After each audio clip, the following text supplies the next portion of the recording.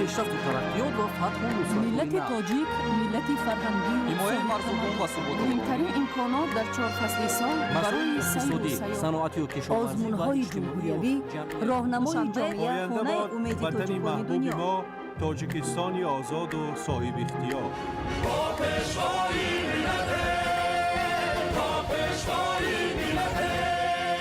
دوست باشید، اتفاق باشید، شکرانه همین دولت کنید، شکرانه همین سرزمین کنید، شکرانه کنید که چنین وطن عزیز و محبوب دارید.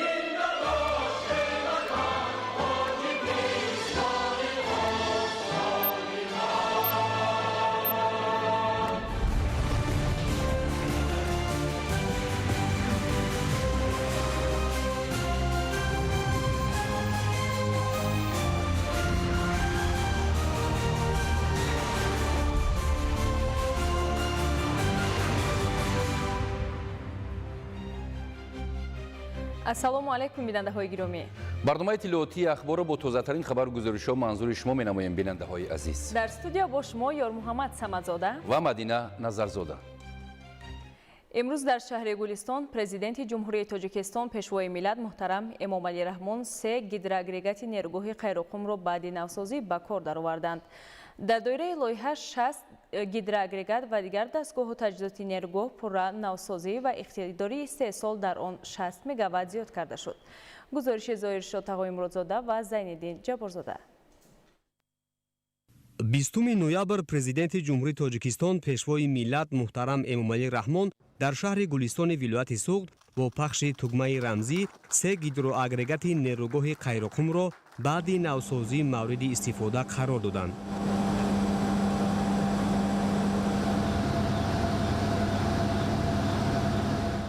дар доираи лоиҳа 6 гидроагрегат ва дигар дастгоҳу таҷҳизоти нерӯгоҳ пурра навсозӣ ва иқтидори истеҳсол дар он 60 мегаватт зиёд карда шуд.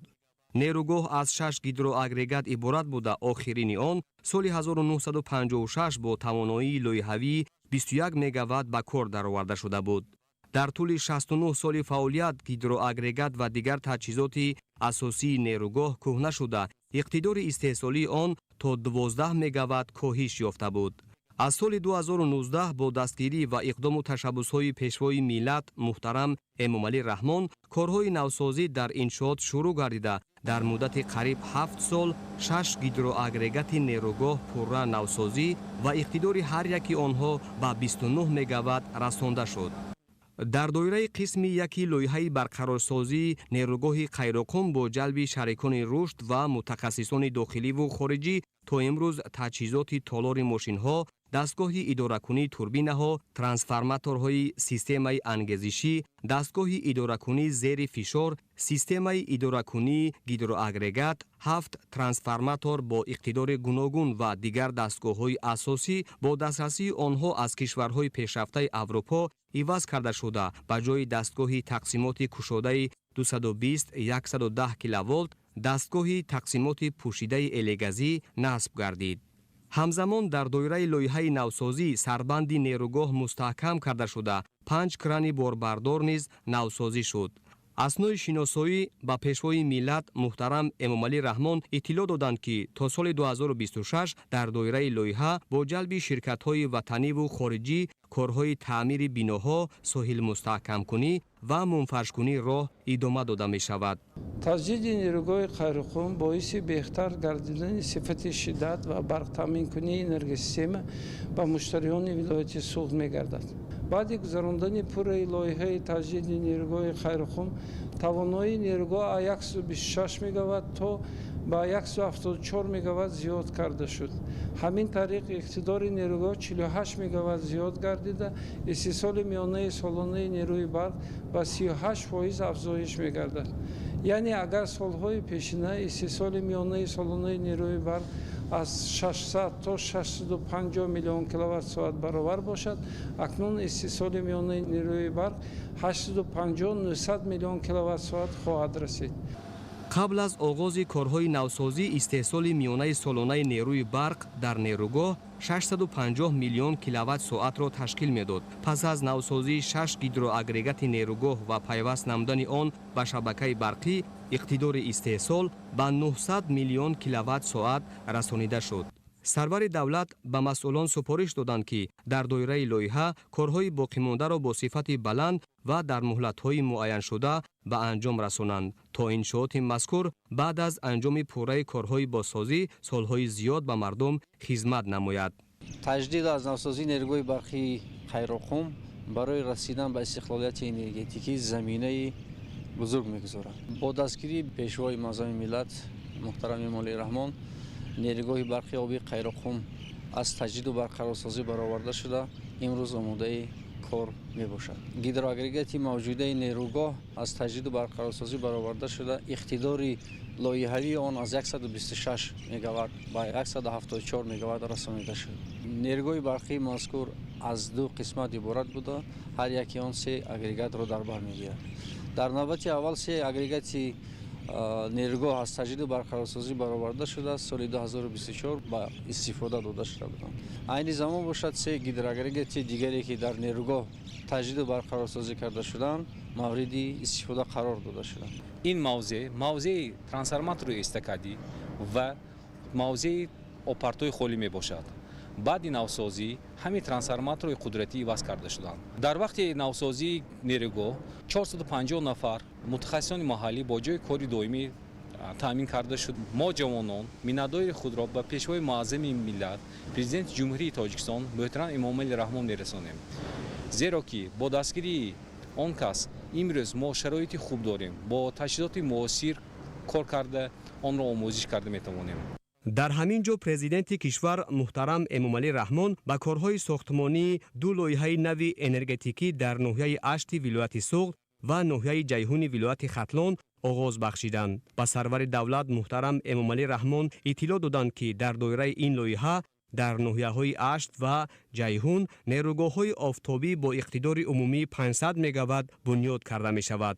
ҳар ду иншоот бо дастгирии ҳукумати кишвар аз ҷониби ширкатҳои ватаниву хориҷӣ бо арзиши 250 миллион доллари амрикоӣ сохта шуда баъд аз ба истифода додани онҳо сатҳи барқтаъминкунӣ ба аҳолӣ беҳтару хубтар гардонида мешавад. роҳбари давлат муҳтарам Эмомалӣ Раҳмон дастур доданд ки нерӯгоҳҳои офтобӣ дар ноҳияҳои болозикр то моҳи августи соли 2026 сохта ба истифода дода шавад. лоиҳаи сохтмони нерӯгоҳи офтобӣ дар ноҳияи Ашт барои таъмини 115 000 хоҷагӣ бо нерӯи барқ ва кам кардани партовҳои гази карбон ба атмосфера дар масоҳати 750 гектар бо арзиши 125 миллион доллари амрикоӣ амалӣ мешавад. иттилоъ дода шуд ки бунёди нерӯгоҳи офтобӣ дар ноҳияи Ашт то моҳи августи соли 2026 идома ёфта дар корҳои сохтмонии он наздики 600 кас ба кор ҷалб мешаванд ки аксари онҳоро коргарони маҳаллӣ ташкил медиҳанд. пас аз мавриди истифода қарор гирифтани нерӯгоҳи мазкур 30 сокини маҳаллӣ ба кор таъмин мешавад. корҳои сохтмонӣ дар лоиҳаи бунёди нерӯгоҳҳои офтобӣ дар ноҳияҳои Ашт ва Ҷайҳун аз ҷониби сармоягузорони маҳаллӣ ҷамъияти дорои масъулияти маҳдуди Айон Энерҷи ва паймонкор ҷамъияти саҳомии кушодаи Тоҷик гидроэлектромонтаж дар ҳамкорӣ бо ширкати чинӣ ба анҷом расонида мешавад. пешвои миллат муҳтарам Эмомалӣ Раҳмон бо истифода аз захираву имконоти фарохи табиӣ ва мавҷудияти манбаъҳои бузурги обӣ амалисозии иқдоми мазкурро барои таъмини рушди минбаъдаи ҳаёти иҷтимоиву иқтисодии ноҳияи Ашт ва вилоят муҳим арзёбӣ намуданд. таъкид гардид ки ҳукумати кишвар ба рушди соҳаи энергетика таваҷҷӯҳи хоса дорад ва барои истеҳсоли энергияи сабз дар доираи стратегия ва барномаҳои давлатӣ нерӯгоҳҳои хурду бузурги барқии обӣ, офтобӣ ва бодӣ бунёд карда мешавад ки ҳамаи ин ба беҳсозии сатҳи зиндагии мардум замина мегузорад. 20 ноябр президенти ҷумҳурии Тоҷикистон пешвои миллат муҳтарам Эмомалӣ Раҳмон дар идомаи сафари корӣ ба вилояти Суғд дар шаҳри Гулистон корхонаи истеҳсоли ранг ва хокаи хушки сохтмонии ҷамъияти дорои масъулияти маҳдуди Тиглат ва як қатор иншооти дигарро ба истифода доданд. 20 ноябр президенти ҷумҳурии тоҷикистон пешвои миллат муҳтарам эмомалӣ раҳмон дар идомаи сафари корӣ ба вилояти суғд дар шаҳри гулистон корхонаи истеҳсоли ранг ва хокаи хушки сохтмонии ҷамъияти дорои масъулияти маҳдуди тигладро ба истифода доданд. ба сарвари давлат иттилоъ доданд ки корхона бо таҷҳизоти муосир муҷаҳҳаз буда дорои иқтидори баланди истеҳсолӣ мебошад. пас аз ба фаъолият оғоз намудани корхона ҳаҷми воридоти маҳсулот аз хориҷи кишвар то 90% коҳиш хоҳад ёфт. фаъолияти он ба истеҳсоли маводи гуногуни сохтмонӣ, лавозимот барои воситаҳои нақлиёт, маснуоти нимтайёр ва тайёр аз пластмасса, инчунин маснуоти фулузӣ ки бо технологияи куфта омода мешаванд, равона гардидааст. рисолати ширкати мо ин қонеъ гардондани эҳтиёҷоти сокинони Тоҷикистон мебошад ва мо ҳаракат кардастем ки масолиҳи бо сифати сохтмонӣ ва дастгирии рушди истеҳсоли ватанӣ кунем. ҳадафи мо ин саҳмгузорӣ дар сохтмони босифат ва баландбардоштани арзиши лоиҳаҳои сохтмонӣ дар Тоҷикистон ва берун аз он аст. дар айни ҳол корхонаи мо 3 самти асосӣ дорад. истеҳсоли маҳсулотҳои рангҳое ки дар асоси об ва дар асоси ҳалкунандаҳо ё растварителиҳо мегӯянд таҳти 3 бренд титан, глобус ва атлас. барои мо хеле ҳам муҳим ҳаст ки корхонаи мо дорои лабораторияст ки бо пешрафтарин таҷҳизотҳои муҷаҳҳаз мебошад. рангҳои сохтмонии корхона аз 24 намуд иборат буда дар зарфҳои пластмассӣ бо ҳаҷмҳои 4, 7, 10, 15 ва 21 килограмм бандубаст мешаванд. рангҳои алкидӣ низ аз 9 намуд иборат буда аз 40 номгӯи ранг дар зарфҳои тунукагӣ бо ҳаҷмҳои 0,8 то 20 килограмм истеҳсол мегардад. хокаҳои хушки сохтмонӣ дар корхонаи мазкур 9 намуд омода шуда дар халтаҳои коғазии 25 килограмма бастабандӣ мешаванд. ҳамаи маҳсулот тибқи меъёрҳои давлатӣ истеҳсол гардида аз назорати қатъии сифат дар корхона мегузаранд. боиси сарфарозӣ аст ки имрӯз корхонаи нави истеҳсоли рангҳо ва хокаҳои хушки сохтмонии ҷадими тиглат аз тарафи асосгузори сулҳу ваҳдати миллӣ, пешвои миллат, президенти ҷумҳурии Тоҷикистон ҷаноби олӣ муҳтарам Эмомалӣ Раҳмон ба истифода дода шуд. мо соҳибкорон дастуру супоришҳои пешвои миллатро сармашқи кори худ карда барои гузоштани саҳми арзандаи худ дар саноатикунонии босурати кишвар корхонаи мазкурро бо сармоягузории зиёда аз 32 миллион сомонӣ бунёд намудем. мо кормандон миннатдории самимонаи худро ба пешвои миллат барои пешниҳод намудани як қатор имтиёзҳои андозии гумрукӣ изҳори баён менамоем. махсусан озод намудан аз пардохти боҷҳои гумрукӣ ва аи ҳангоми ворид намудани таҷҳизотҳои нави истеҳсолӣ ки минбаъд барои пурра намудани сармояи ойнномавӣ равона карда мешаванд. саҳми имтиёзи пешнибинишуда барои ворид ва ба истифода додани хатҳои нави истеҳсолӣ хело назаррас мебошад. мо минбаъд ҳам саъю талоши худро равона мекунем то ки дар таҳкими раванди саноаткунонии кишвар саҳми арзанда дошта бошем. ба пешвои миллат муҳтарам Эмомалӣ Раҳмон иттилоъ доданд ки маҳсулоти корхона пурра ивазкунандаи воридот буда талаботи бозори дохилӣ ба маводи босифати сохтмонии ватаниро таъмин мегардонад. дар ҳамин шаҳри Гулистон боз як корхонаи истеҳсолот кушода шуда мо занҳо ба ҷойи кори доимӣ таъмин шудаем. шукрона мекунем ки дар ватани азизамон тинҷи амонӣ кор карда истодаем. истеҳсоли ин маҳсулот имкони густариши содиротро низ фароҳам оварда барои таъсиси ҷойҳои нави корӣ ва рушди соҳаи кишвар мусоидат мекунад. бунёди чунин корхонаҳо дар доираи сиёсати саноаткунонӣ бо суръати кишвар сурат гирифта ба таҳкими иқтидори иқтисодӣ ва боло рафтани рақобатпазирии маҳсулоти ватанӣ замина мегузорад. 20 ноябр президенти ҷумҳурии Тоҷикистон пешвои миллат муҳтарам Эмомалӣ Раҳмон баъд аз ба истифода додани корхонаи истеҳсоли ранг ва хокаи хушки бинокории ҷамъияти дорои масъулияти маҳдуди тиглат дар ҳамин ҷо як иншооти соҳаи тандурустӣ, 2 корхонаи саноатӣ ва 1 сардхонаро дар шаҳри Гулистон тариқи фосилавӣ ифтитоҳ карданд.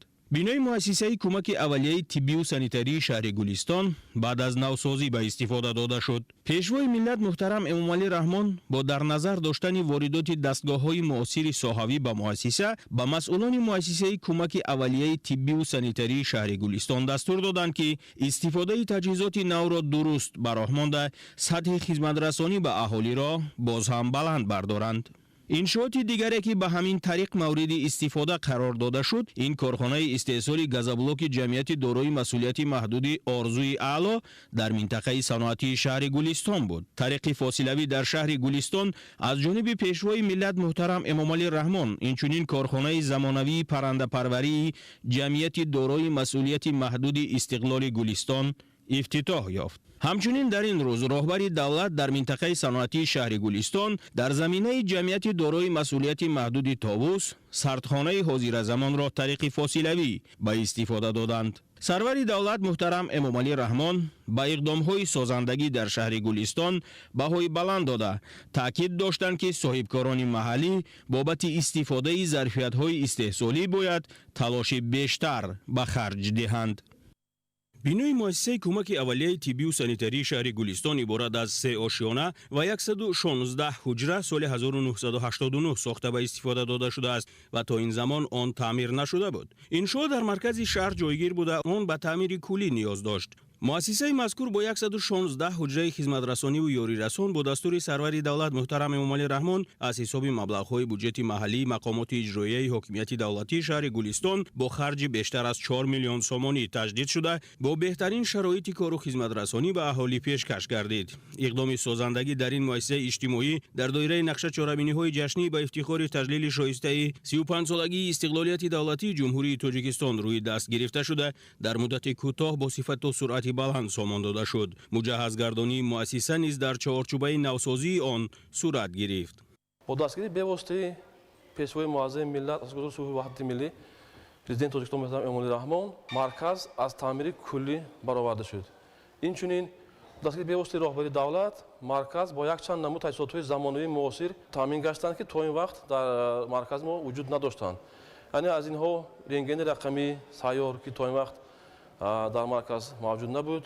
инчунин таҷҳизоти замонавӣ барои бемориҳои гӯшу гулӯи бинӣ ки лор комбайн мегӯем таҷҳизоти замонавии муосир мебошад ба он таъмин карда шуд. ҳуҷраи ҷарроҳи мо ба пуррагӣ таҷҳизоти лозима таъмин карда шуд. миннатдории тамоми кормандони соҳаи тандурустии шаҳри Гулистонро ба роҳбари муаззами миллат мерасонам ки чунин ғамхориҳои падарона карда ва муассисаҳои тандурустӣ тамоми ҷумҳуриро таҷҳизотҳои замонавӣ таъмин карда истоданд. воридоти дастгоҳу таҷҳизоти муосири соҳавӣ ба муассисаи кӯмаки аввалияи тиббию санитарии шаҳри Гулистон ки тавассути дастгириҳои ҳукумати ҷумҳурии Тоҷикистон ва вазорати тандурустӣ ва ҳифзи иҷтимоии аҳолии кишвар амалӣ шуд барои ташхису табобати корафтодагон мусоидат мекунад. айни замон дар ин марказ 19 табиб, 35 нафар ҳамшираҳои тиб, 9 нафар корманди хурди тиб фаъолияти босамар доранд. дар ин сохтори иҷтимоии шаҳри Гулистон айни замон мутахассисони соҳиби ихтисоси тибби оилавӣ ба аҳолӣ хизмати тиббию санитарӣ мерасонанд ки дар маҷмӯъ фаъолияти онҳо ба пешгирии бемориҳо, ташхис, табобат ва барқарорсозии саломатии аҳолӣ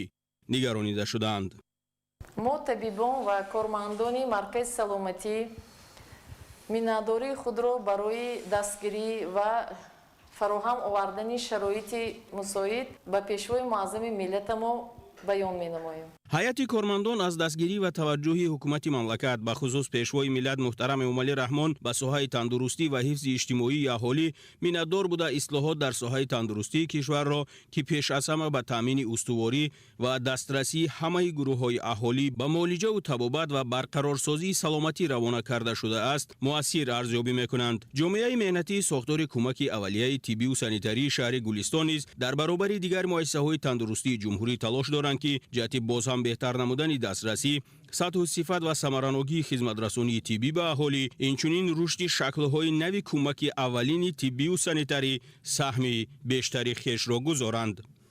در منطقه صنعتی شهر گلستان در زمینه جمعیت دارای مسئولیت محدود تووس سرخانه حضورالزمان به فعالیت آغاز کرد. این انشاءات نو با دستگیری حکومت جمهوری تاجیکستان و در دایره صنعت کنونی مملکت بنیاد گردیده برای تامین محصولات غذایی و کم کردن تلفات محصولات کشاورزی امکانیت فراهم می‌آورد. این سردخانه دارای اقتدار نگهداری 400 تن محصولات گوشتی و 600 تن میوه و سبزیجات بوده با تجهیزات معاصر نگهداری دراز مدت مجهز شده است. استفاده نظام اداره‌کنی حرارت دائمی، کامراهای یخدانی، اداره‌کنی اتوماتیک و خنک‌کنی با سرعت امکان نگاه داشتن صفت و تراوت محصولات را در تمام موسم تامین می‌کند. با اطلاع مسئولان شرکت با استفاده دادن این انشاءات 5 جای نو کاری تأسیس یافته برای بلند برداشتن ذخیره‌های غذایی و غنی‌گردانی بازار داخلی با محصولات تر و تازه زمینه استوار گذاشته می شود. طبق اطلاع متخصصان تشکیل چنین سردخانه ها نه تنها تلفات محصولات کشاورزی را کاهش می دهد بلکه به بهتر شدن سطح تامینات، استواری نرخ ها و رشد صادرات مساعدت می کند. تجهیزات معاصر امکان کار را در این سردخانه معاصر آسان و ثمرناک کرده است. تکنولوژی وارد شده این از دولت چین و دولت ترکیه می باشد. تکنولوژی پیشرفته می باشد. و 10 سکسیه که آن دارد، هر یک سکسی آن با اینترنت پیوست شده است و در حالت نقصان شدن یگان تجهیزات آن میتواند با تلفن دستی خبر دهد و در این حالت ما سری وقت میتوانیم نقصان را برطرف نماییم. رهبریت جمعیت دارای مسئولیت محدود تووس اظهار داشتند که ساختمان سردخانه جوابگو به طلبات بازار و ضرورت تامین امنیت عضوقواری کشور می باشد. با گفته آنها من بعد نیز کارخانه نیت دارد اقتدارهای خود را وسیع نموده در سمت کارکرد محصولات کشاورزی و صادرات اقدامهای نو راه اندازی نماید. افتتاح چنین انشاءات معاصر در شهر گلستان باز یک قدم مهم در رشد صنعت کارکرد و تقویت امکانات اقتصادی منطقه به حساب می رود. در شهر گلستان ولایت سوخت کارخانه نو زمانوی پرنده پروری جمعیت دارای مسئولیت محدود استقلال گلستان به فعالیت آغاز نمود. این اقدام مهم با مقصد گسترش استحصال محصولات خودی، غنی گردانیدن بازار استعمالی و تامین امنیت عضوقواری عملی گردیده است. طبق معلومات مسئولین کارخانه دارای امکانیت پرورش 30,000 سر مرغ بوده. اقتدار استحصالی آن 400 تن گوشت مرغ در یک سال را تشکیل می دهد. برای فعالیت استوار و منظم این کارخانه 12 جای نو کاری فراهم آورده شده است که سهم خود را در زیاد شدن سطح شغل در منطقه می گذارد. در این کارخانه تجهیزات معاصر ساحه پرنده پروری جایگیر کرده شده. برای نگهداری، پرورش و غذادهی مرغ ها شرایط خوب سانیتری و بهداشتی فراهم است. استحصال با صفت محصولات و دستگیری بازار داخلی از هدفهای اساسی کارخانه به حساب می رود.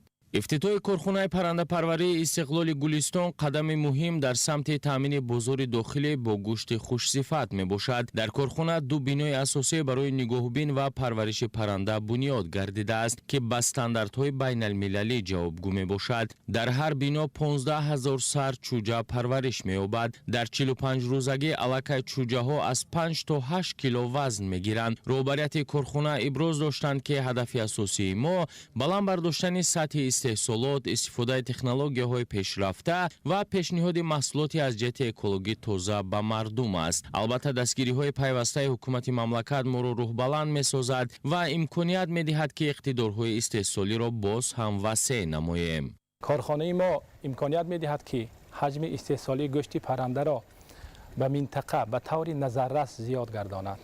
دهها جایهای کاری نو تأسیس یابد و با استفاده به تکنولوژی معاصر محصولات‌های با صفت به بازار داخله برآورده شود. به پیشوای معظم ملت برای دستگیری پیوسته صاحبکاران و امکانیت‌هایی که برای پیشرفت استحصالات و انکشاف ساحه مهیا می‌سازند، منتداری صمیمی خود را بیان می‌کنم. کارخانه پورا با نظام اتوماتیک کار میکند و این امکان میدهد که پرنده در محیط تازه و با غذای سالم پرورش یابد. مسئولین تاکید نمودند که با به فعالیت آغاز نمودن کارخانه امکانیت افزایش حجم استحصال، بلند برداشتن رقابت پذیری محصولات وطنی و تامین پوره بازار با گوشت تر و تازه بیشتر میگردد. با فعالیت آغاز کردن کارخانه استحصال خشت سبک گازبلاک جمعیت دارای مسئولیت محدود آرزوی اعلی از طرف صاحبکار قهرمان همراقولوف قدم نوبتی در سمت صنعتی کنانی با سرعت در شهر گلستان عنوان می شود. مواد ساختمانی جوابگو به طلبات اهالی استحصال شده تامینات واردات عوض کننده دارد. کارهای ساختمانی در انشاءات مذکور از ماه ینوری سال 2025 آغاز گردیده آن در مهلت کوتاه مورد بهره برداری قرار گرفت. خشت سبک کارخانه پوره به استانداردهای پذیرفته شده جوابگو بوده از خشت معمولی 3 مراتب سبکتر است و همچنین صدا و گرمی و سردی را نمیگذراند. این نمود خشت سبک نیز عوض کننده واردات است. با گفته مسئولان ارزش اصلی محصولات نسبت به خشت مقرری دسترس و نرخ فروشش هم نسبتاً ارزان می باشد. ما با جانبداری سیاست رهبریت دولت و حکومت جمهوری تاجیکستان و جواباً به دستگیری های پیوسته پیشوای ملت محترم امامعلی رحمان تصمیم گرفتیم که جمعیت دارای محصولیتش محدود خشت ارزی اعلی را فعال سازیم. خطهای تکنولوژی از خارج مملکت وارد کرده شد. ارزش آن 1.5 میلیون دلار آمریکایی تشکیل می‌دهد. در آینده تصمیم داریم که حجم استحصال را زیاد کرده طلبات اهالی را با نمود محصولات ها خانه سازیم. اقتدار کارخانه در یک بس 2000 دانه خشت سبک یا گازبلاک را تشکیل می‌دهد. بابت بنیاد نمودن کارخانه زیاده از 2 میلیون سومانی صرف گردیده است. با پوره مورد استفاده قرار گرفتن کارخانه مذکور 30 نفر ساکنان محلی با جای کاری دائمی و معاش خوب تامین می‌گردند.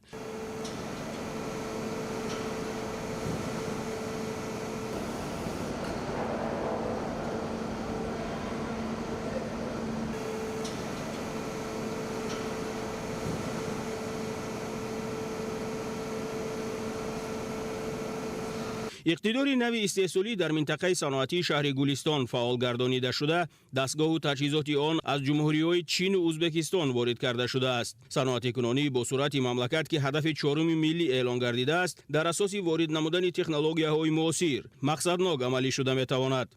عین حال در زواد ما 30 نفر جای کاری تشکیل کردیم. با متخصصان آلمانی حاضر مصلحت کرده و تکنولوژی آلمانی حاضر استفاده کرده استادیم. محصولات گازبلاک این گرم نگاه دارنده بین گرمی فنیکری نقص داشت می‌دارد. اشیاء خام حاضر 99% محلی بوده. فقط 1%ش از خطای از روسیه می‌برند. در مقصد داریم که استحصالات واقعا رشد ساحه صنعت و تامین نمودن استواری اقتصادیات، تشکیل جایهای نوی کاری موسمی و دائمی، بلند برداشتن اقتدار صادراتی مملکت و رقابتناکی آن همزمان به بلند گردیدن سطح نیکو اهالی ساکنان اساس می‌گذارد. با درک مهمیت این مسئله و بابت سهمگذاری بیشتر در رشد اقتصاد ملی، رهبریت و کارمندان جمعیت دارای مسئولیت محدود آرزوی اعلی نیز تصمیم توسعه فعالیت را پیش گذاشته عزم دارند که حجم استحصالات را افزایش دهند. در دایره تدبیرهای آبادانی و سازندگی به افتخار سالگرد 35 استقلالیت دولتی جمهوری تاجیکستان اینچنین بیشتر از 2 کیلومتر راههای ماشینگردی تا کارخانه برنده اسفالت پوش کرده شد. در مجموع با مورد بهره برداری قرار گرفتن اقتداری نوی صنعتی در برابر برآورده ساختن احتیاجات اهالی با محصولات معاصر خودی اینچنین در مسئله با کار تامین کنی ساکنان مساعدت خواهد کرد. 20 نوامبر در ادامه سفر کاری پرزیدنت جمهوری تاجیکستان پیشوای ملت محترم امامعلی رحمان در ناحیه باباجان غفورов کارگاه استحصال محصولات پلاستیکی جمعیت دارای مسئولیت محدود چاوراق را مورد بهره برداری قرار دادند. 20 نوامبر در ادامه سفر کاری پرزیدنت جمهوری تاجیکستان پیشوای ملت محترم امامعلی رحمان در ناحیه باباجان غفورов کارگاه استحصال محصولات پلاستیکی جمعیت دارای مسئولیت محدود چاوراق را مورد بهره برداری قرار دادند. کارگاه با استقبال جشن بزرگ ملی 35 سالگی استقلال دولتی و با مقصد سهمگذاری در روند تطبیق هدف صنعتی کنونی با سرعت کشور از جانب صاحبکار محلی انور ظفرزاده بنیاد شده دارای خطهای معاصر استحصالی мебошад. Дар коргоҳ дар як рӯз бо коркарди қариб 2.5 тонна ашёи хом истеҳсоли 155 000 адад маҳсулоти тайёри пластикӣ ки дар шароити имрӯза барои рӯзгори аҳолӣ ва рушди соҳаи саноати кишвар зарурати бештар дорад истеҳсол карда мешавад. ҳоло дар коргоҳ бо истифода аз дастгоҳу таҷҳизоти замонавӣ ки аз ҷумҳурии мардумии чин оварда шудааст истеҳсоли 12 номгӯи маҳсулоти пластикӣ ба монанди сарпӯшу дастак барои зарфҳои гуногун, қуттӣ барои нигаҳдории маҳсулоти кишоварзӣ, масолеҳи ороишӣ ва рангҳои сохтумонӣ, зарфи хурд барои нигаҳдории ғизо, инчунин дигар лавозимоти зарурӣ мутобиқ ба меъёру талаботи бозор ба роҳ монда шудааст. Сарвари давлат муҳтарам Эмомалӣ Раҳмон иқдоми соҳибкори ватаниро барои бунёди чунин иншооти саноатӣ муҳим арзёбӣ карда ба масъулон супориш доданд ки бештар ба сифати маҳсулот таваҷҷӯҳ зоҳир намоянд.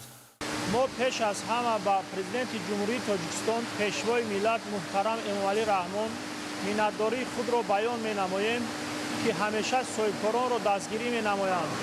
натиҷаи ҳамин дастгириҳост ки чунин коргоҳу корхонаҳои саноатӣ дар кишвар сохта ба истифода дода мешавад. ба мо низ муяссар гардид ки дар доираи татбиқи ҳадафи чоруми миллӣ саноаткунонӣ ба сурати кишвар дар ноҳияи Бобоҷон Ғафуров коргоҳи истеҳсолии маҳсулоти пластикиро ба кор дарорем. маҳсулоти истеҳсолшаванда пурра ивазкунандаи воридот аст. агар оянда фаъолияти корхона дар 2 баст ба роҳ монда шавад ва ҷойи кор таъмин намудани бештар аз 30 нафар имкон дорад. бо мавриди баҳрабардорӣ қарор додани коргоҳ бештар аз 10 нафар бо кор таъмин шуданд. дар ин коргоҳ маҳсулоти тайёр тариқи дастгоҳу таҷҳизоти муосир ба таври автоматӣ амалӣ шуда кори дастӣ кам ба назар мерасад. дар ин коргоҳ раванди истеҳсолот пурра тариқи дастгоҳу таҷҳизоти муосир ба роҳ монда шудааст. шароити корӣ хуб буда мақсади мо коргарон аз он иборат аст ки маҳсулот бо сифати баланд истеҳсол карда шавад. таъкид гардид ки мақсади асосии муассисони ҷамъияти дорои масъулияти маҳдуди чавроқ баланд бардоштани сифат, пас кардани нархҳо ва қонеъ гардонидани дархосту ниёзи мизоҷон тадриҷан ворид шудан ба бозори кишварҳои хориҷӣ мебошад. истеҳсоли 155 000 адад маҳсулоти пластикӣ дар як рӯз ин ниҳояти кор нест.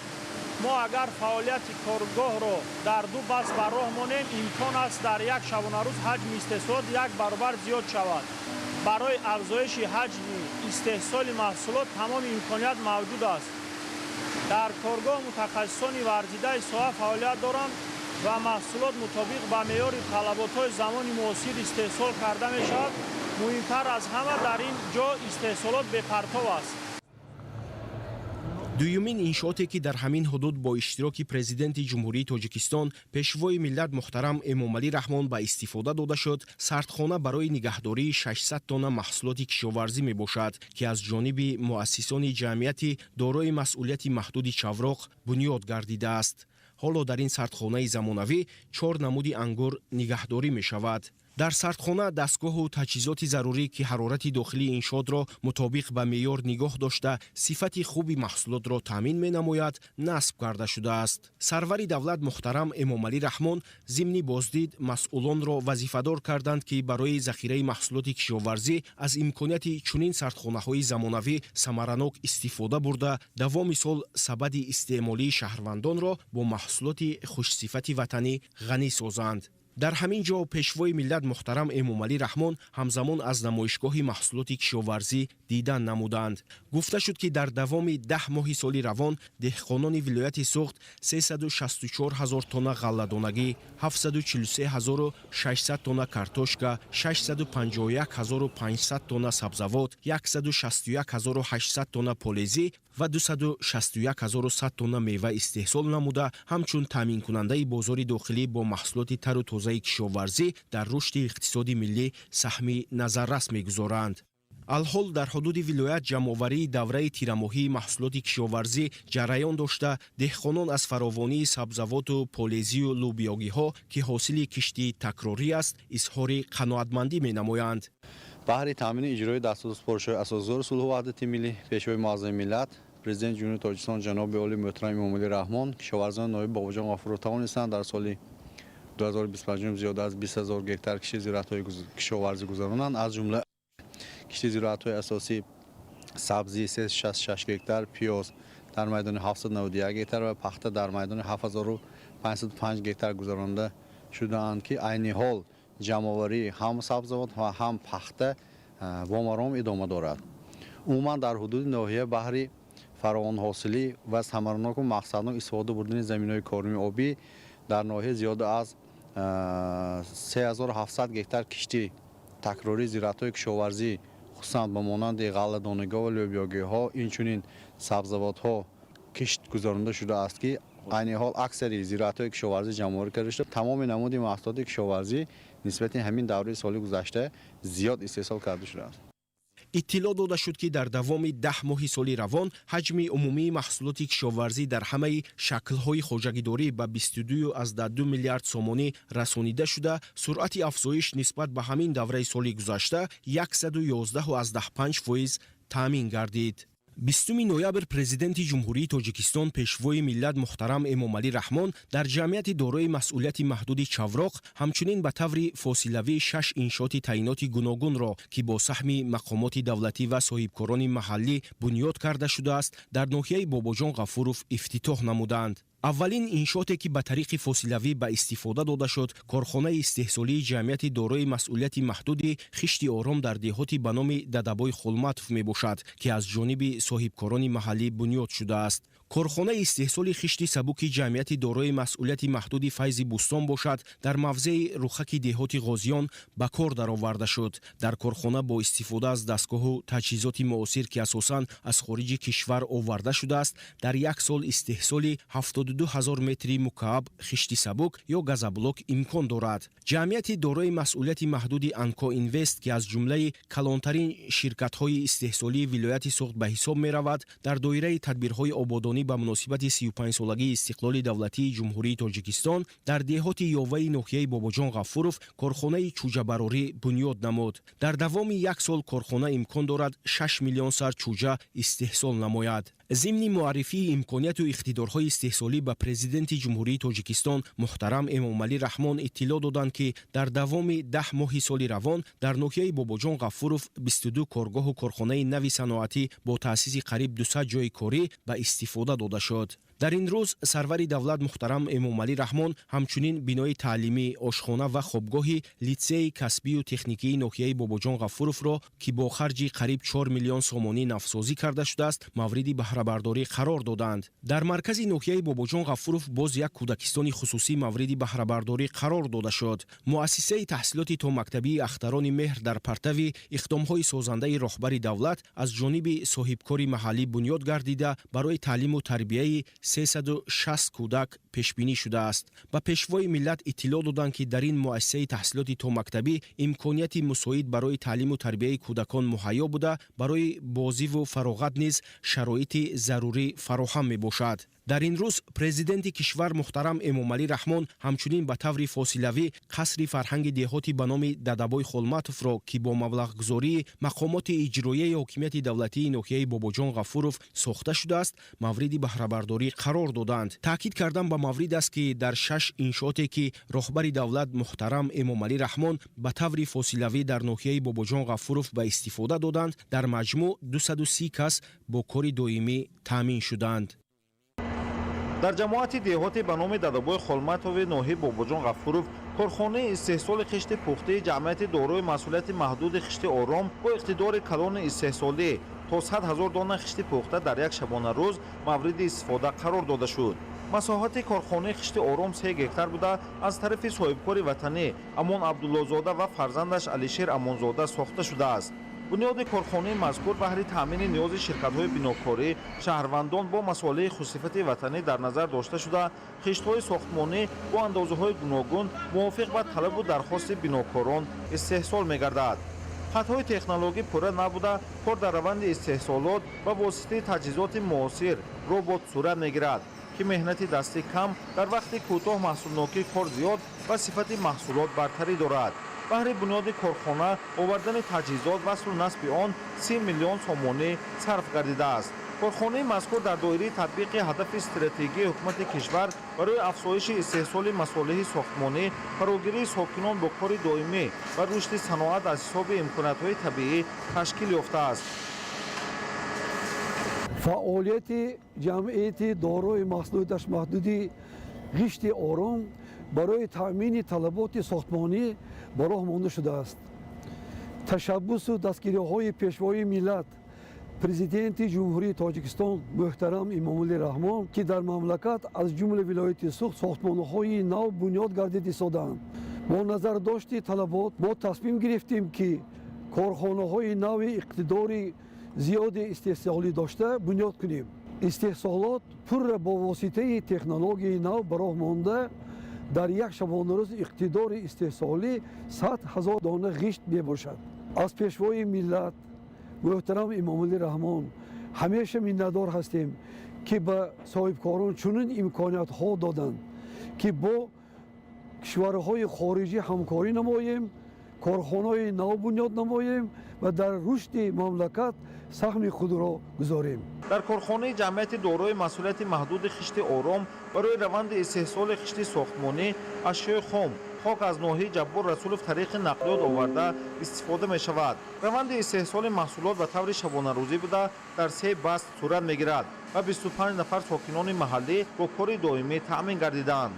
در این کارخانه یک چند غشت استحصال کرده می شود، یعنی که در روزی 24-12-6 یا 24-12-9 با یک مقداری شکافدار گفته می شود در اونجا، یعنی که غشت‌های این حاضر زمان برای بلند آشیانه‌ها و طرز اتوماتیکی استحصال کرده می شود. کارخانه اتوماتیکی باشدن با به کارگرای محلی هم با تا 20 نفر تا 23 نفر آدم کار کرده شده است. با افضلیت دادن و تجربه معاصر بنیاد کارخانه صنعتی با اقتدار کلان استحصالی و راه ماندن روند کار طریق تکنولوژی زمانوی طلبات بازار را با محصولات با صفت وطنی قانع می‌گرداند که از واسطه‌های رشد ساحه صنعت محسوب می‌یابد. کارخانه جمعیت دارای مسئولیت محدود خشت آرام در صورت فعالیت دائمی اقتدار دارد که در دوام سال تا 36 میلیون دانه خشت پخته استحصال نماید. با تاکید مؤسسان کارخانه ثمره صلح و ثبات، امتیازها، دستگیری‌های پیشوای ملت پرزیدنت جمهوری تاجیکستان محترم امامعلی رحمان است که روند بنیادکاری در شهر و دهات کشور وسعت گرفته اساس و زمینه برای تشکیل کارخانه‌های مصالح بناکاری جهت تامین طلبات افزاینده گردیده است. در موضع رخک جماعت دهات غازیان ناحیه باباجان غفوروف کارخانه استحصال خشت سبک ساختمانی گازبلاک جمعیت دارای مسئولیت محدود فیض بوستان تشکیل یافته است. کارخانه به استقبال جشن بزرگ ملی 35 سالگی استقلالیت دولتی اجرای دستور و سپارش‌های پرزیدنت جمهوری تاجیکستان پیشوای ملت محترم امامعلی رحمان با مقصد سهمگذاری در روند تطبیق هدف صنعتی کنانه با صورت کشور از طرف صاحبکاران جمهوری تاجیکستان و جمهوری مردم چین به طور مشترک بنیاد شده مساحت آن 9.7 گکتار را تشکیل می‌دهد. برای بنیاد و به کار درآوردن کارخانه 32 میلیون سومانه خرج گردیده دستگاه و تجهیزات معاصر از خارج کشور آورده شده فعالیت به طور نظررس صورت می‌گیرد. کارخانه در یک شبانه روز اقتدار استحصال 300 تا 500 متر مکعب خشت سبک یا گازبلاک را امکان دارد. اشیاء خام، ریگ کوارتزی، قم و دیگر مصالح ضروری از حساب کارخانه‌های داخل کشور تامین و در روند استحصال محصولات استفاده می‌شود. فعالیت کارخانه اساساً از حساب گاز طبیعی به راه مانده شده است. روند استحصالات چند مرحله را در بر می‌گیرد. از جمله آماده کردن گل، قالب‌بندی، بغمانی در حرارت 200 درجه و بسته‌بندی محصولات تیار طریق دستگاه و تجهیزات معاصر و طور اتوماتیک عملی شده کار دستی کم به نظر می‌رسد. با مورد استفاده قرار گرفتن کارخانه فیض بوستان در ناحیه باباجان غفوروف 50 جایهای نو کاری تشکیل یافت که معاش کارمندان وابسته به حجم کار از 2 تا 6 هزار سومانی را تشکیل می‌دهد. کارخانه مشترک تاجیکستان و چین میباشد. استحصال اساسی ما گازبلاک یعنی که رشته‌های سبک میباشد. تجهیزات ها از جمهوری مردمی چین آورده شده است. حرکت کرده استودیم که در آینده حجم محصولات را زیادتر براریم. اشیاء خام ما همش از جمهوری تاجیکستان میباشد. ریگ کوارتزی میگن، دویمش گیپس و آهک سنگ، سمنت، همه این را ما از همین کارخانه های گرد و اطراف دسترس می‌کنیم. اقتدار استحصال در حجم میانه از 300 تا 500 کوب میباشد در یک شبانه روز. بنا به تاکید مسئولین کارخانه همکاری‌های قوی حکومت جمهوری تاجیکستان با کشورهای خارجی امتیاز و امکانات‌های پیشنهاد گردیده است که سرمایه‌گذاران را جهت تشکیل کارخانه‌های نو استحصالی برای تامین طلبات افزاینده با مصالح با صفت ساختمانی هوسمند نموده است. бино ба арзёбии мутахассисони соҳаи сохтмон қиште ки дар ин корхона истеҳсол мешавад ва гармию сардӣ тобовар буда масолиҳи ивазкунандии воридот ба ҳисоб меравад. дар корхона маҳсулоти истеҳсолшуда аз озмоиш гузашта баъд барои истифода дар кори сохтмонҳо фиристода мешавад. аз 9-7 гектар масоҳати замини ҷудо гардида дар як қисмати он корхонаи истеҳсоли қишти сабуки сохтмонӣ ташкил ёфта, ҳамчунин масоҳати калон барои нигоҳдории ашёи хом маҳсулоти тайёр дар назар дошта шудааст. ҳамчунин дар назар аст ки оянда дар назди ҷамъияти дорои масъулияти маҳдуди файзи бӯстон дар ноҳияи Бобоҷон Ғафуров боз якчанд корхонаи нави истеҳсолӣ сохта мавриди истифода қарор дода мешавад ки ба ин восита ҷойҳои нави корӣ таъсис ва ҳаҷми истеҳсоли маҳсулоти саноатӣ боз ҳам зиёд мегардад. корхонаи чӯҷабарории Анқо Инвест дорои имкониятҳои васеъи истеҳсолӣ буда дар самти афзоиши ҳаҷми маҳсулоти ватанӣ нақши муҳим мегузорад. айни замон дар корхона 6 миллион сар чӯҷа парвариш мешавад. мувофиқи дурнамо корхона имконият дорад ки ҳар як моҳ то 500 000 чӯҷа истеҳсол намояд ки ин нишондиҳанда дар таъмини бозори дохилӣ бо маҳсулоти тару тоза аҳамияти калон дорад. сехи мо мувофиқи меъёрҳои аврупоӣ тарҳизӣ шудааст. дар сех минтақаҳои қабули тухм, ҷобаҷогузаронӣ ва анборкунии тухм ҷойгир шудааст. толорҳои асосӣ аз 18 инкубатор иборат аст ки ҳар як инкубатор 57 600 тухм ҷойгир карда метавонад ва залҳои бароришӣ дорем ки аз 15 шкаф иборат аст. ҳар якта шкаф 19 200 чӯҷа бароварда метавонад. миннатдории худро ба президенти ҷумҳурии Тоҷикистон, пешвои миллат муҳтарам Эмомалӣ Раҳмон мерасонем ки мо соҳибкоронро пайваста дастгирӣ мекунанд ва мо аз дастгириҳои ҷаноби олӣ роҳбаланд гардида бештар кӯшиш мекунем ки ҳамин хел корхонаҳои наву замонавӣ дар ватани худамон бисозем ва барои фароҳам овардани ҷойҳои нави корӣ саҳми худро гузорем.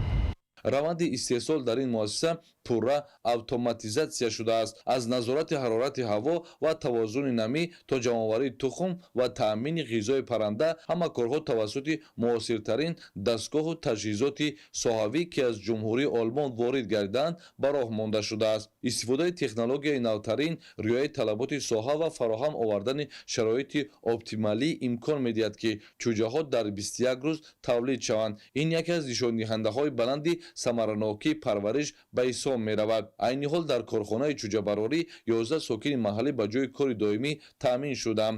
бо густариши фаъолияти истеҳсолӣ шумораи ҷойҳои корӣ бо зиёд гардидани пешниҳод дорад.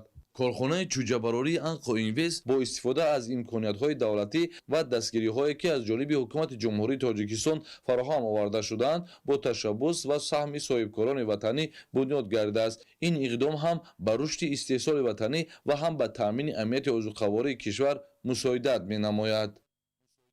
дар доираи сафари корӣ президенти ҷумҳурии Тоҷикистон пешвои миллат муҳтарам Эмомалӣ Раҳмон ба шаҳру ноҳияҳои вилояти Суғд дар ноҳияи Бобоҷон Ғафуров муассисаи давлатии таълимии литсеи касбии техникиро мавриди баҳрабардорӣ қарор доданд. иншооти навбунёд туҳфаи арзанда ба истиқболи 35-солагии истиқлоли давлатӣ арзёбӣ гардида дар ҳаҷми умумӣ 3 975 000 сомонӣ дар масоҳати умумӣ 10 000 метри мураббаъ бунёд гардидааст. бо мавриди истифода қарор гирифтани иншооти бунёдгарида 60 нафар аз ҷумла 28 омӯзгор ба ҷои кори доимӣ ва маоши хуб таъмин гардиданд. барои мо омӯзгорон ва шогирдон ифтихори бузург аст ки имрӯз чунин бинои зебо ва боҳашамат фароҳам оварда шуд. бо дастгирӣ ва ғамхориҳои асосгузори сулҳу ваҳдати миллӣ ҷаноби олӣ муҳтарам Эмомалӣ Раҳмон, соҳаи маориф инчунин рушди фанҳои дақиқ рӯз аз рӯз рушд меёбад.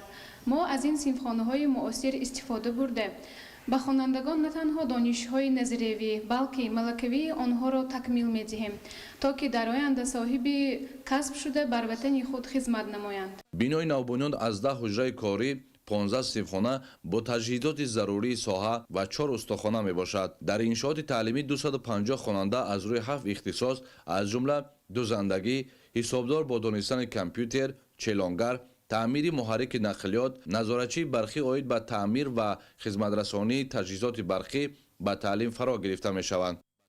از آن افتخار داریم که امروز برای ما چنین بینای زیبا و زمانوی فراهم آورده شد.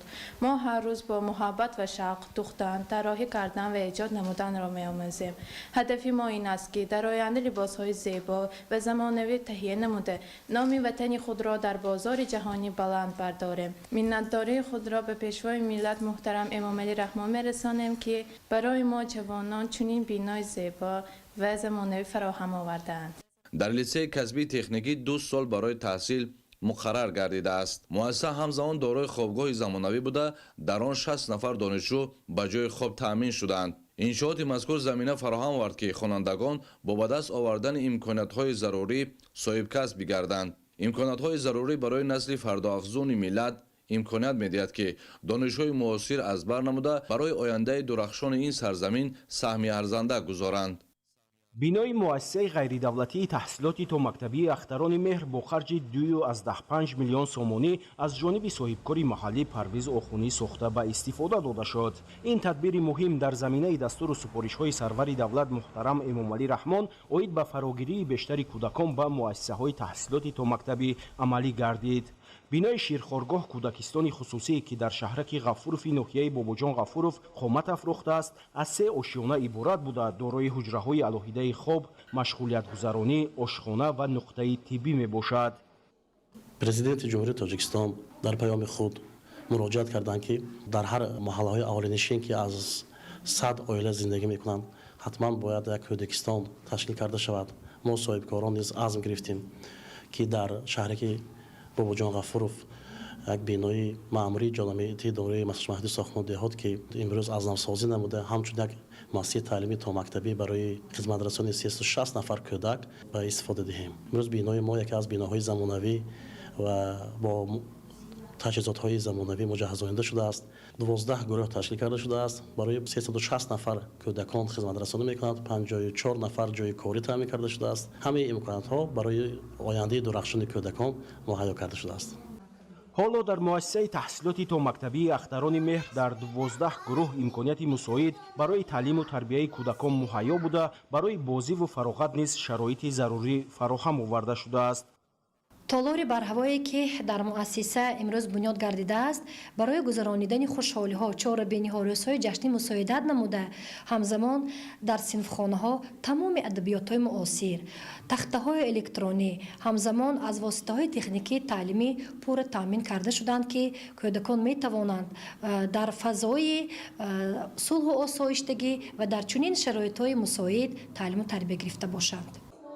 در مؤسسه تحصیلاتی تا مکتبی اختران مهر برای به تعلیم و تربیه فرا گرفتن کودکانی از 1.5 تا 7 ساله طریق آزمون 12 مربی با تجربه صاحب معلومات جلب کرده شده. تحصیل و روند مشغولیت با زبانهای تاجیکی، روسی و انگلیسی صورت میگیرد.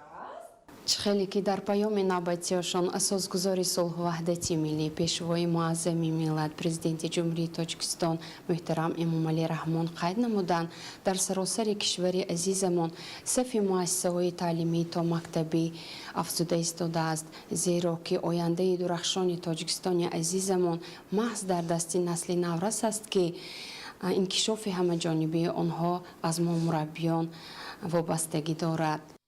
توجه دائمی پرزیدنت جمهوری تاجیکستان محترم امام علی رحمان به تعلیم و تربیه کودکان و نورسان باعث گردید که در تمام گوشه و کنار مملکت صدها باغچه و مرکزهای انکشاف کودک ساخته مورد استفاده قرار داده شوند. این روند در ناحیه باباجان غفورف وسعتی تازه پیدا کرده است. عین زمان در ناحیه باباجان غفورف 40 مؤسسه تحصیلاتی تا مکتبی عمل می نماید و فراگیری کودکان به این زینه تحصیلات با نظرداشت مرکزهای انکشاف کودک 27.3% را تشکیل می دهد. مورد به تاکید است که در زمان صاحب استقلالی با مبلغ گذاری حکومت مملکت و سهمگذاری صاحبکاران در ناحیه 27 کودکستان نو و زمانوی مورد بهره برداری قرار گرفته در مؤسسه‌های تحصیلاتی تا مکتبی شرایط و امکانات تعلیم و تربیه بهتر گردید. Thank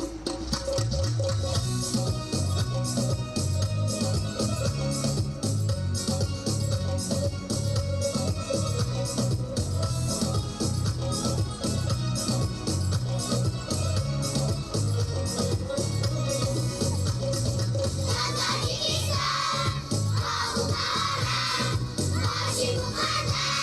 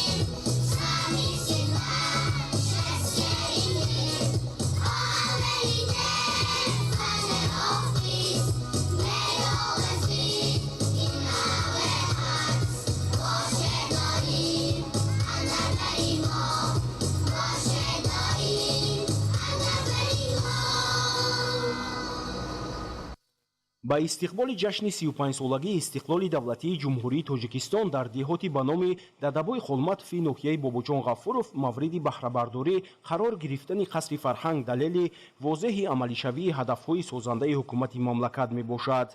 иншооти муосири фарҳангӣ аз ду ошёна иборат буда бо харҷи 4,5 миллион сомонӣ аз ҷониби мақомоти иҷроияи ҳокимияти давлатии ноҳия бо сатҳу сифати баланд бунёд шудааст.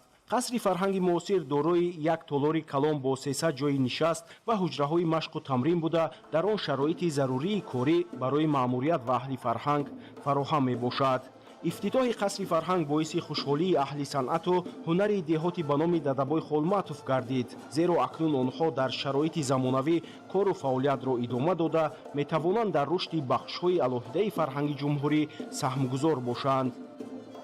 имрӯз дар ноҳияи бобоҷон ғафуров 54 муассисаҳои фарҳангӣ кору фаъолият доранд, аз он ҷумла 31 китобхона филиалҳо, инчунин 19 муассисаҳои клубӣ, хонаҳои фарҳанг, қасрҳои фарҳанг ва як мактаби санъати ноҳия. албатта ҷиҳати амалӣ гардонидани дастуру супоришҳои асосгузори сулҳу ваҳдати миллӣ пешвои миллат президенти ҷумҳурии тоҷикистон муҳтарам эмомалӣ раҳмон имрӯз дар ҷамоати деҳоти ба номи дадабои холматов қасри фарҳанг аз навсозӣ гардид ва як тӯҳфа барои аҳли фарҳангчиёни ноҳияи бобоҷон ғафуров инчунин сокинони ҷамоати деҳоти дадабои холматов аст. корҳои сохтмонӣ дар бинои қасри фарҳанги деҳоти ба номи дадабои холматов моҳи майи соли равон оғоз гардида дар муддати кӯтоҳ бо назардошти сохти меъмории миллӣ ба анҷом расонида шуд. даромадгоҳ, толор ва ҳуҷраҳои иншоот бо назардошти таъриху фарҳанги ғании қадимаи миллати кӯҳанбунёди тоҷик оро ёфтааст. ҳамчунин дар ин иншооти фарҳангии 5 синфхонаи таълимӣ барои тарбиятгирандагони филиали мактаби санъати ноҳия, китобхона, хонаи ақди никоҳ ва дигар иншооти ёрирасон мавҷуд буда имкониятҳо ба таври дилхоҳ истифода мешаванд. дар ошёнаи дуюм бошад барои маъмурияти ҷамоати деҳоти дадабои холматов дар 8 ҳуҷраи барҳаво шароити созгори кору фаъолият фароҳам оварда шудааст. дар рафти корҳои сохтмонӣ зиёда аз 60 нафар сохтмончиҳо бо ҷои кор таъмин буданд. пудратчии иншоот корхонаи воҳиди давлатии таъмирии сохтмонӣ мебошад. мо кормандони китобхона аз он шодем ки имрӯз соҳиби як китобхонаи зебою барҳавое гардидем. пеш аз ҳама миннатдории худро ба асосгузори сулҳу ваҳдати миллӣ, пешвои миллат, президенти ҷумҳурии тоҷикистон муҳтарам эмомалӣ раҳмон изҳор мекунем, ки бо талошу заҳматҳои он кас тоҷикистони мо рӯз аз рӯз ободу зебо, гулгул шукуфта истодааст. дар миқёси ноҳияи бобоҷон ғафуров 31 адад китобхона фаъолият бурда истодааст ва ҳамасола ба китобхонаҳои ноҳия аз тарафи мақомоти иҷроии ҳокимияти давлатии ноҳияи бобоҷон ғафуров китобҳои тозанашр ворид карда мешаванд. кормандони соҳаи фарҳанг ва сокинони деҳот ин тӯҳфаи арзишманди навбатии роҳбари давлат муҳтарам эмомалӣ раҳмонро бо хушнудӣ ва арзи эҳтирому миннатдорӣ пазируфтанд. масоҳати қасри фарҳанг бо назардошти гулгашту дигар иншооти ёрирасон дар маҷмӯъ 2 гектарро ташкил медиҳад. бо мақсади зебову назаррабо гардонидани атрофи қасри фарҳанг гулгашти фарҳангию фароғатӣ бо ниҳолҳои нодиру ҳамешасабз ва гулҳои рангоранг бунёд шудааст ки сокинони деҳоти ба номи дадабои холматов метавонанд дар ин мавзеъ истироҳату фароғат намоянд. дастовардҳои соҳаи нақлиёт ва сохтмону барқарорсозии роҳҳои автомобилгарди кишвар дар давраи соҳиби истиқлолӣ беназир буда ҳукумати ҷумҳурии тоҷикистон бо истифода аз тамоми имкониятҳо ҷиҳати ҳалли масъалаҳои бунёду аз навсозии роҳҳо лоиҳаҳои зиёди сармоягузориро татбиқ менамояд. имрӯз дар доираи сафари корӣ ба вилояти суғд президенти ҷумҳурии тоҷикистон пешвои миллат муҳтарам эмомалӣ раҳмон 3 қитъаи роҳи мошингарди деҳмои конибодомро ба истифода доданд. ҳамкорони мо гузориш медиҳанд дар ин хусус. 20 ноябр президенти ҷумҳурии тоҷикистон пешвои миллат муҳтарам эмомалӣ раҳмон 3 қитъаи роҳи мошингарди деҳмои конибодом, деҳмои бобоҷон ғафуров хистеварс ва кӯчкак конибодомро бо буридани лентаи рамзӣ мавриди баҳрабардорӣ қарор доданд. роҳи мошингарди деҳмои бобоҷон ғафуров хистеварс кӯчка конибодом дар масофаи 52 километр дар доираи барномаи беҳтар намудани роҳҳои алоқаи минтақавӣ дар осиёи марказӣ ки дар тоҷикистон дар вилоятҳои суғд хатлон ва вилояти мухтори кӯҳистони бадахшон амалӣ карда мешавад бо сатҳу сифати баланд ва мутобиқ ба стандартҳои байналмилалӣ бо арзиши $56 миллион бунёд гардидааст. ба пешвои миллат муҳтарам Эмомалӣ Раҳмон иттилоъ доданд ки дар роҳи мошингарди деҳмои конибодом 11 пули мошингузар, 17 истгоҳ, деворҳои оҳану бетонӣ, хатҳои барқ ва алоқа аз ҳарду канори роҳ, пиёдароҳҳо аз тахтасанг, панҷараҳои ҳимоявии канори роҳ, насби аломатҳои роҳ ва бунёди дигар иншооти ёрирасон мувофиқи лоиҳа бунёд гардид. бо ташаббуси асосгузори сулҳу ваҳдати миллӣ пешвои муаззами миллат ҷаноби олӣ муҳтарам Эмомалӣ Раҳмон дар вилояти Суғд сохтмони роҳҳо то сарҳадҳо аз навсозӣ ва ободу зебо гашта истодааст.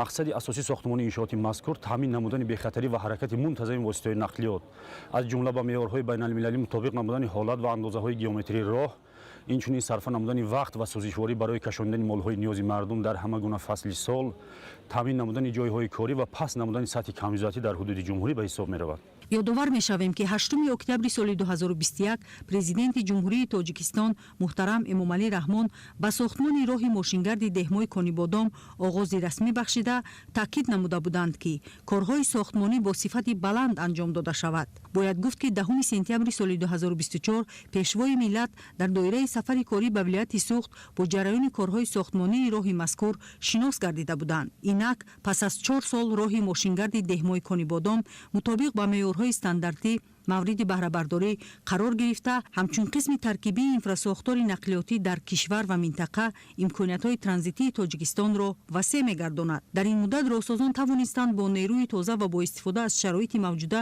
корҳои сохтмониро бо сифати баланд анҷом диҳанд. мавриди баҳрабардорӣ қарор гирифтани роҳи деҳмои конибодомро сокинони вилояти Суғд бо самимияти афзун ва ифтихор аз созандагиву бунёдкориҳои ватан самараи вазифагузориҳои устувори роҳбари давлат арзёбӣ намуданд. پیش روامه جو یک قطره بود، یک طرف بود، ماشین عذاب میکشید آدم ها. حاضر همه خورسند، همه قطعه ساز، من سویتا وای شد، همه منت داریم ما، همه ما. راه آنچه بزرگ شد، زور شد، ما خورسند حاضر.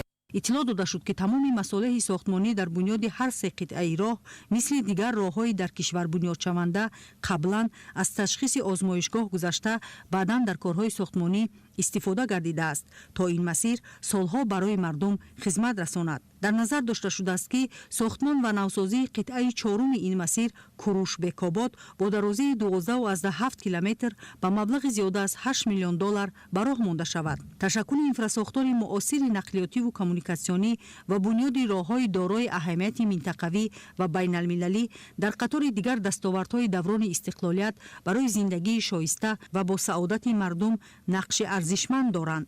дар ибтидо роҳ бисёр ҳам танг буд, роҳ бисёр ҳам безеб буд, таъмирталаб буд, имкони мошинҳо ба ҳузур роҳ рафтан надошт. имрӯз мана аввалаш ба пешвои муаззами миллат ман ташаккур мегӯям ва барои ҳама он нафароне ки имрӯз ин раҳа барои халқ, барои ҷамоати хистеварз ва ҷамоати исфисор ва ҳоло бо роҳҳо таъмираш идома дорад, ман аз номи сокинон, аз номи ҳама бошандагони ҷамоат ба ин нафарҳо ва пеш аз ҳама ба ҷаноби олӣ ташаккур мегӯем.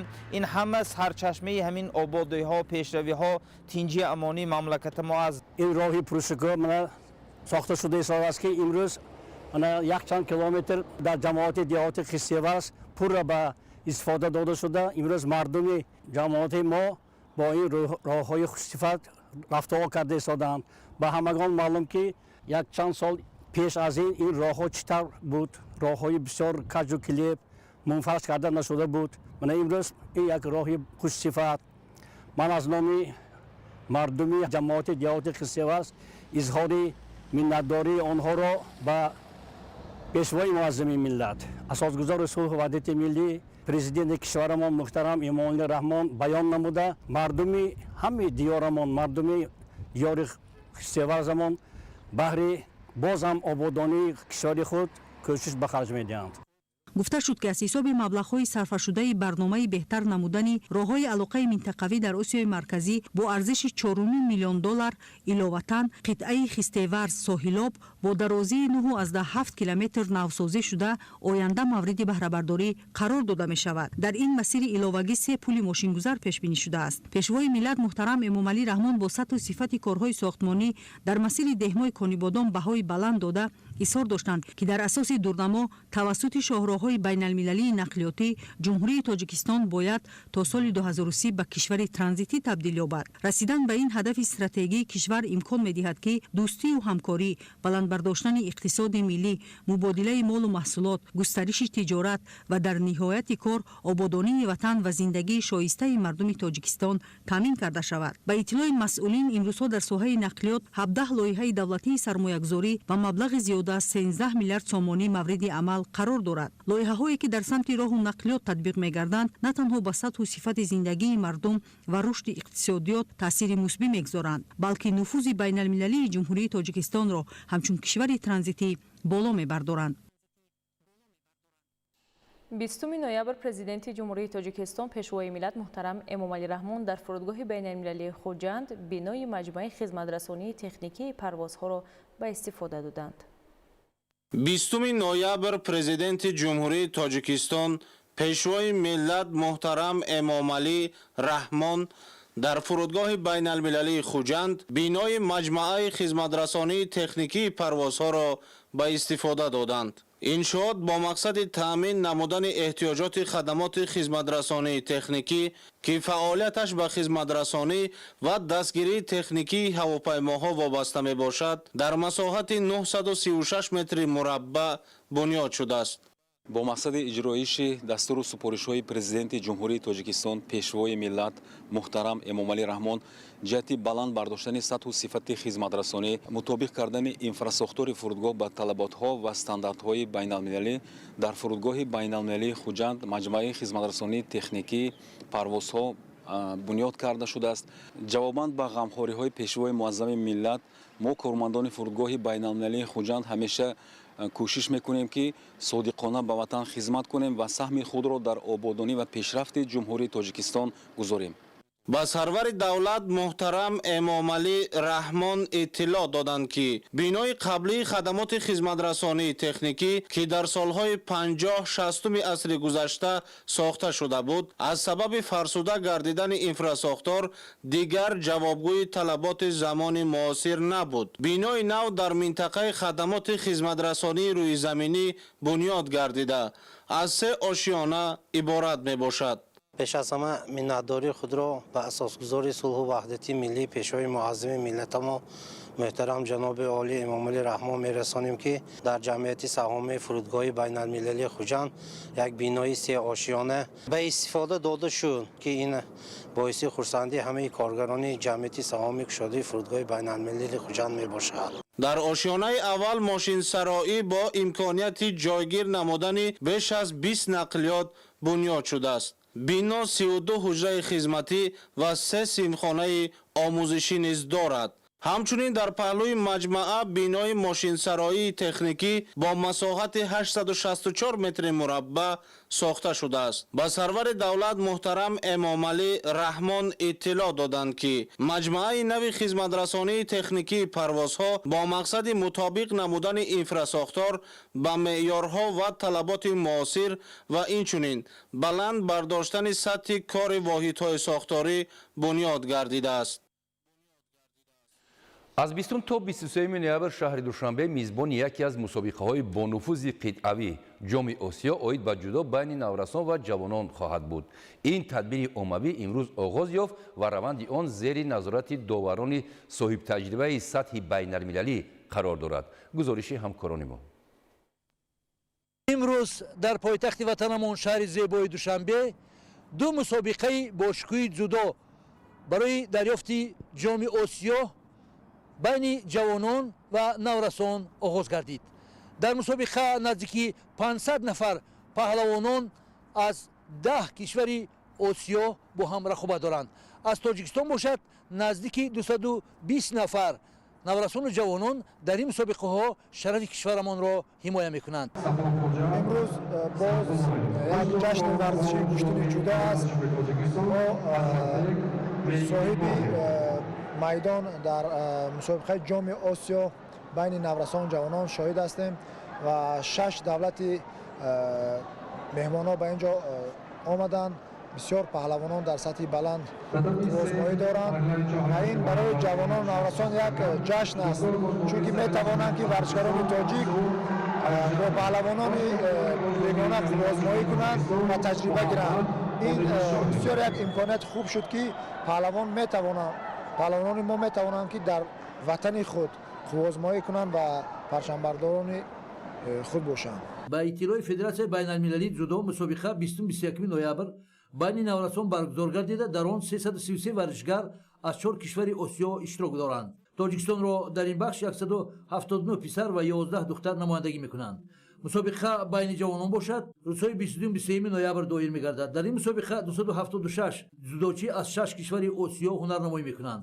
аз ҷумҳурии тоҷикистон 176 писар ва 10 духтар дар татами рақобат хоҳанд кард. дар маросими расмии ифтитоҳи мусобиқа қайд гардид ки баргузории чунин чорабиниҳои сатҳи қитъавӣ дар тоҷикистон мавқеи рӯзафзуни варзиши миллӣ, инфрасохтори муосири варзиши мамлакат ва таваҷҷӯҳи пайвастаи роҳбарияти давлатро ба рушди ҷисмонӣ ва варзиш ифода мекунад. ин ҳамчунин имконият медиҳад ки варзишгарони ҷавон аз рақибони сатҳи баланд таҷрибаи хуб омӯзанд. ёдовар мешавем ки шаҳри душанбе солҳои охир чандин мусобиқаи муҳим аз ҷумла грандслами душанбе оид ба дзюдоро ки дар тақвими расмии федератсияи байналмилалии дзюдо ҷойгир аст ба уҳда дорад. барои бисёре аз ширкаткунандагон ин аввалин таҷрибаи байналмилалии онҳо хоҳад буд ва барои мураббиён ин имконоти дарёфти истеъдодҳои нав ва арзёбии сатҳи омодагии насли оянда хоҳад шуд.